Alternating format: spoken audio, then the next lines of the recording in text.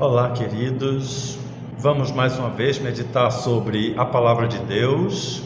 Nessa sexta-feira, nosso culto de oração.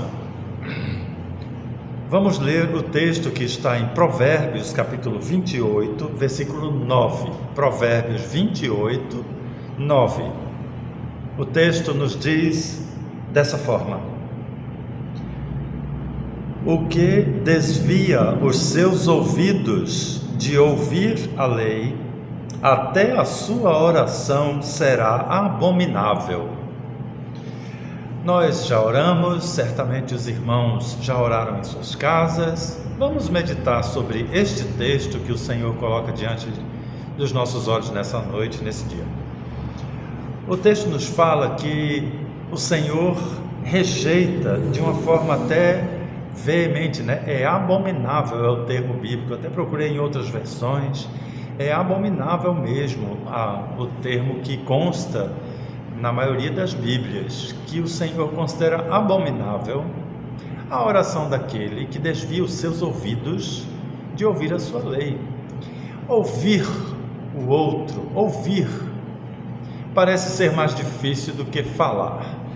Há um tempo atrás, quando a internet proporcionou essa comunicação, essa facilidade, de contato com pessoas distantes, e surgiu talvez o primeiro programa que tenha surgido nisso assim, que conquistou as massas, foi um programa chamado SMS, que estava atrelado ao Windows, e que funcionava muito bem como comunicador. Eu até cheguei a pensar que aquilo ali seria o revolucionador, seria o grande elo de ligação com todas as pessoas, empresas, tudo.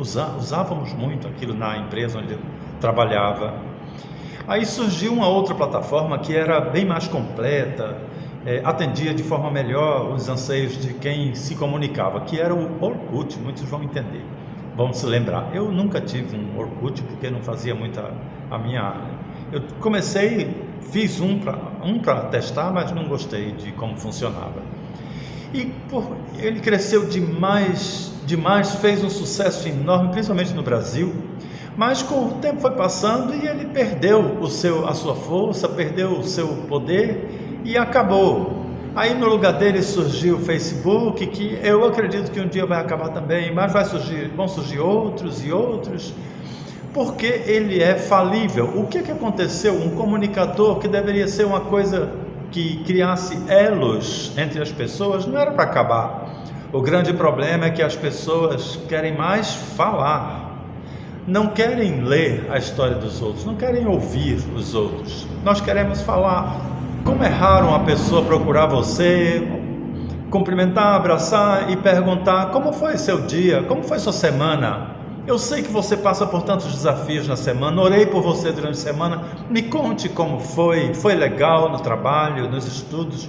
Como é raro acontecer esse tipo de abordagem, Ao passo que, se você chegar para uma pessoa e disser: eu quero ouvir como foi a sua semana, todo mundo vai sorrir e falar com tanta alegria como foi sua semana, porque nós temos uma necessidade de nos expressarmos mais do que ouvirmos, principalmente quando vamos ouvir aquilo que não vai nos trazer a satisfação que queremos. Este é o mesmo problema que ocorre no nosso relacionamento com Deus. Nós convivemos com o Senhor, não é como um ídolo que serve à igreja, mas é o nosso Deus com quem convivemos, com quem trocamos informações. O convívio requer um diálogo. E é claro que para que nós possamos falar com Deus, é necessário também que ouçamos o nosso Deus. Aliás, Ele tem mais o que nos falar do que nós a Ele. Nos nossos cultos de oração, nós nos reunimos para juntos transmitirmos ao Senhor nossas questões pessoais, nossas necessidades, juntos como igreja. É uma experiência de igreja, porque precisamos disso, somos dependentes do Senhor, Ele sabe disso. Mas o texto diz que é abominável a oração daquelas pessoas que somente se aproximam de Deus para falar, não estão nem aí para ouvir o Senhor. Ouvir o Senhor hoje é fácil. Antigamente dependia de sacerdotes, profetas, dependia de intermediários. Hoje não. Por Jesus nós falamos com Deus, podemos falar diretamente com Ele. E Ele fala diretamente conosco, através da Bíblia, através da sua palavra. A Bíblia é a palavra de Deus e ela contém todos os conselhos, todas as respostas que nós possamos vir a fazer ao Senhor. Então, quando nós nos dirigimos ao Senhor e conversamos com Ele, falamos com Ele através de nossas orações, é natural que queiramos respostas, e todas elas estão na palavra de Deus, na Bíblia, e o Senhor espera que nós a ouçamos. É por isso que o texto diz: aquele que desvia o seu ouvido da palavra de Deus tem suas orações abominadas. O que é desviar então os ouvidos da palavra de Deus? Existem 3 coisas que podem desviar nosso ouvir. É claro que talvez existam mais, mas 3 talvez sejam as mais comuns entre nós, o que mais acomete o nosso povo. A primeira causa é a ignorância, é não saber que a resposta para o meu problema e para o seu está na Bíblia. Nem todo mundo tem consciência disso, e isso é ignorar, é não saber que a Bíblia é mesmo a palavra de Deus e está acessível, pronta para que possamos consultar, para que possamos estudar e conhecermos a vontade de Deus, todas as respostas do Senhor para as nossas questões. Então, o primeiro motivo de desvio dos nossos ouvidos da palavra de Deus é ignorar a palavra de Deus, não conhecer a palavra de Deus. O segundo motivo que muito nos acomete é a negligência. Nós sabemos que a Bíblia é a palavra de Deus, compreendemos o quanto já foi reconfortante, o quanto já foi útil para as nossas vidas lermos, encontrarmos soluções na palavra de Deus, mas por negligência não temos o hábito de consultá-lo, não temos o hábito de querer entender, não temos o hábito da leitura diária da Bíblia. E isso é a negligência, é o segundo motivo que faz com que nossos ouvidos sejam desviados da palavra de Deus.